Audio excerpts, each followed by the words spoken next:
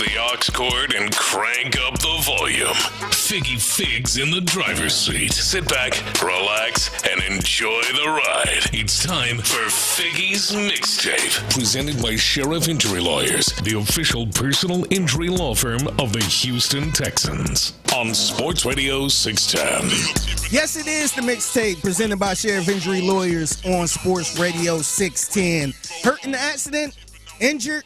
Don't wait. Visit callthesheriff.com today. Happy Wednesday to everyone out there. Real quick before I get to the Taylor Swift craziness that these fans are doing, I got to give a shout out off the top to Kids Meals. Y'all know Kids Meals is close to my heart, and they are celebrating 20 years helping families right here in Houston deliver free healthy meals and to preschool age kids facing hunger. Also, shout out to the Freaking Group. So they doing something cool. They doing a social media camp. Make sure you follow Kids Meals Inc. on Instagram. And currently, I ain't checked the follower count right now, but they were at 17K last time I checked. And if they get to 20K, the Freaking Group would donate $20,000. 17.3 thousand followers as of this moment. 70.3. Dang. Okay. So salute to y'all. I posted it on Instagram and all that stuff. But if they get the 20K followers, the Freaking Group will donate $20,000. So you just got to follow. You ain't got to like, subscribe. Nope. You don't got to share. And it's free. Okay. It's totally free. All you got to do is follow. It take a couple seconds. That's it. Man, hey, before you start, I know this is the Mixtape. Shout out to Reggie, Ron, and Figgy for all of the work that y'all are doing with the community and trying to help feed folks, families. In the case of Reggie and Ron, kids, in your case, Fig. This is what it's all about. Couldn't be prouder to know y'all and be a part of it. Yeah, man. Yeah, man. Shout out to Kids Meals again.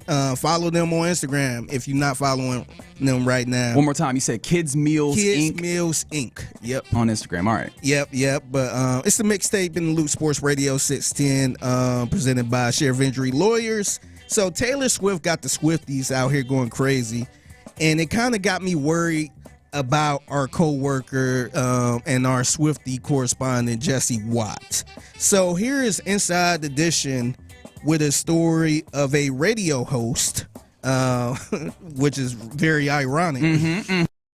Amanda and Raven show, who decided to protest Taylor Swift by doing something crazy. This woman is wearing her wedding dress to work. And she says for good reason. She wants Taylor Swift to finally release a photo of her wedding gown. Do you think we're going to get a photo of it? I mean, yes, but when? I thought for sure it was going to be earlier this week, and we still haven't seen it. So when is she going to drop the photo? We're ready for it. J-Lo was there. Anna Zapp, host of the radio show Anna and Raven in Milford, Connecticut, made a video asking other women to join her in the playful protest. In honor of Taylor Swift getting married, and we still haven't seen her dress, post a picture of your wedding dress. It could be what you wore on your wedding day. If you just want to put it on today and chill in it until we get that photo, let's do it. Let's see your dress. Swifties across the USA are answering the call, following Anna's example and posting photos of themselves in their wedding dresses. Are you going to wear your dress until she does? Well, yes, absolutely. So Taylor, could you please put us out of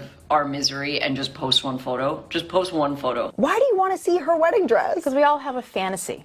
You know, a fantasy of what that day is going to be and what that day is going to feel like. And she finally got her fantasy, and it's fun for us to relive it too. In true Taylor Swift fashion, just like she did her engagement announcement, it is extremely likely, if not guaranteed, that she is going to drop this on Instagram. And we are all on the edges of our seats until she does.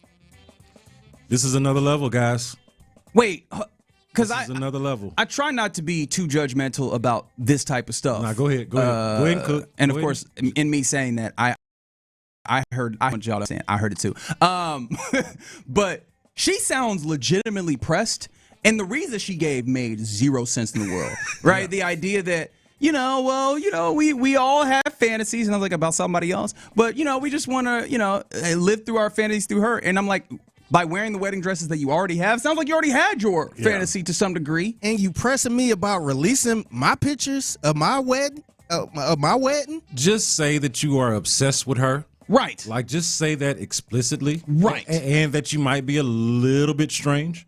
Well, here's the thing. I actually won't go so far. Well, yes, they are a little bit strange. At least a little strange. I won't go too far on it because I think sometimes people really do enjoy doing oh, man, look at these crazy people. And we all have our things that we are somewhat engaged in. The only problem is I have been scratching my head trying to think, what is the thing that would get me to be this kind of pressed? Like, there's got to be something in life that most of us have some level of, is like our white whale is all that's coming to mind. I don't know why Moby Dick is here, but like it's our thing, our obsession, our thing that we're fascinated by. And I'm trying to think, what is that for me? And would I ever be so pressed to act like this woman is right now at her job? But what are you demanding somebody to release? Like, I'm thinking about in history, like recent history, and not to get political, but we had the birther conspiracy way back in the day. They made my man release his birth certificate.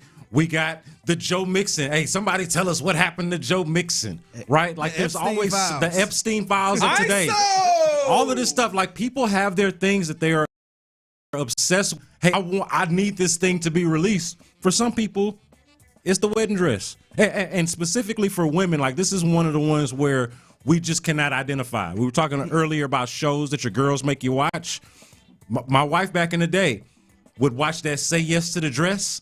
And boy, I would try to watch that with her, but that didn't have none of the compelling nature that Love Island got. I'm just like, bruh, no drama. I don't care nothing about these Vera Wangs or whatever the hell it is that they talking about. Look at you bringing Vera Wang out the back pocket. I see you, dog. That's a popular one. Yeah.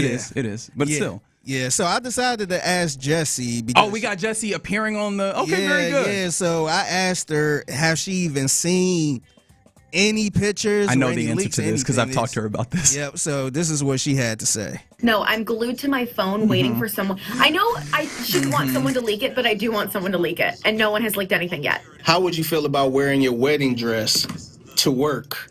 Would you do this? I thought about it. I wanted to. One of our listeners DM'd me and was like, you should wear your wedding dress to work to support Taylor. And I thought, yes, but it's in Michigan, and I will ask my parents to FedEx it to me. I would do it in a heartbeat. Are you kidding? That was a lot of money for that dress. To wear it again? Yes! She's a sensible person. I do love that at least she came to it from a sensible place. That back end logic that she threw in there at the end, I can get with that. Hey, I paid a lot of money. Somebody paid a lot of money for this dress. So any reason I had to break this bad boy back out? I mean, to wear it more than, I don't know, once. Yeah. This is how I'm starting to feel about the tux that I got. Now that I am a proud owner of a tuxedo, I'm looking for reasons to wear this tux. Can somebody throw a nice event, please? To work, man. I could. One of these days, I could come up here. Salute to Travis Kelce. On the text line from the 346, they said they're like that about Aerosmith. They have clothing that Steven Tyler wore. Is there anything that you could imagine? Like, what is it that B. Scott, you go, this is the thing that I am the most ravenous or fan, I don't know what ravenous about. I guess I can't find the right word. I understand what you mean. I think, so I don't have one of these, but I will say, like, the first time I went to Landry's house years ago, he had a Kobe Bryant sweatband. Oh, that's crazy. And I was like, well, unless he like gave it to him.